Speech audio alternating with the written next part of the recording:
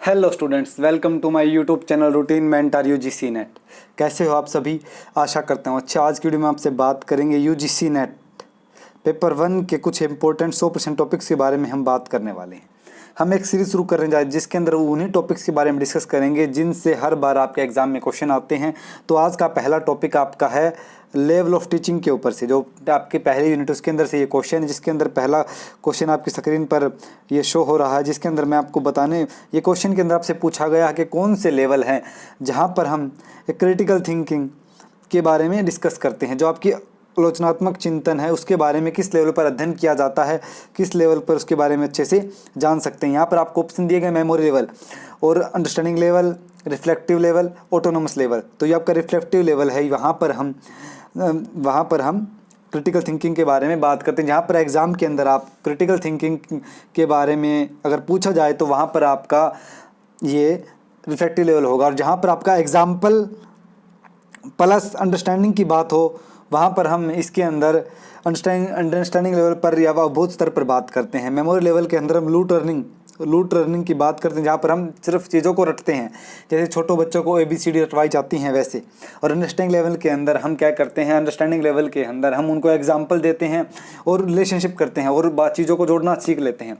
Reflective level के अंदर हम क्रिटिकल थिंकिंग, एक आलोचनात्मक तरीके की भावना का एक प्रमोशन करते हैं। जो ऑटोनोमस लेवल है वो आपका फैमिली के अंदर, जो आपकी स्कूली शिक्षा से पहले होता है, जो फैमिली के अंदर आप चीज़ें सीखते हो, उसके अंदर हम ऑटोनोमस लेवल की बात करते हैं। तो आगे हम इसके बारे में ब्रीफ से जानते हैं कि इन टॉपिक्स बारे में क्या क्या बताया गया है। सबसे पहले है आपका मेमोरी लेवल, इसको बोलते हैं स्मृति स्तर। मेमोरी लेवल एक मानसिक प्रक्रिया है, एक मनोवैज्ञानिक प्रक्रिया है, जिसके अंदर अधिगम, धारणा, प्रत्यय के सभी चरणों को मिलकर पूर्ण होती है, पूरी की जाती है। इसके अंदर प्रस्तुतिकरण करते हैं, जैसे बच्चों को एक भी दिखा कर चीज़ों को सिखाया जाता है, उनको रटवाया जाता है। साथ यह सबसे पहला स्तर है, यह बेस नींव है। जो स्मृति स्तर है ये टीचिंग की एक नींव है, जिसके अंदर बच्चा ज़्यादा समझ नहीं सकता लेकिन वह सिर्फ सीखता है और रटता ही है। ये होता है आपका स्मृति स्तर, मतलब मेमोरी लेवल। उसके बाद है अंडरस्टैंडिंग लेवल। जो अंडरस्टैंडिंग लेवल है शिक्षण का दूसरा स्तर है। इसका प्रयोग हम उस समय करते हैं जब वह वस्तु की पहचान करने लगता है, उसको समझने लगता है। यहाँ पर हम उदाहरण, मैंने बताया आपका एग्जाम्पल्स और उनका रिलेशन, उनको संबंध बनाना सीख जाता है। यहाँ पर उस उदाहरणों को और गैर उदाहरणों को अलग अलग रूप से विकसित करने की समझ आती है, जिससे वो इन चीज़ों को सीख पाता है, जिसके अंदर हम बोलते हैं अंडरस्टैंडिंग लेवल। उसके बाद हम तीसरा लेवल जो आपका बात करते हैं उसको बोलते हैं रिफ्लेक्टिव लेवल, विमर्शी स्तर। यह भी एक मानसिक प्रक्रिया है, जिसके अंदर हम क्या करते हैं, ये विचार को विकसित करता है। ये किसी समस्या को समाधान करने के लिए, जहाँ भी आपके क्वेश्चन के अंदर समस्या का समाधान, क्रिटिकल थिंकिंग या बड़े लेवल की बात की जाए तो उसके अंदर हम ये आपको ये बताना चाहेंगे कि वहाँ पर आपको यही आंसर देना होगा।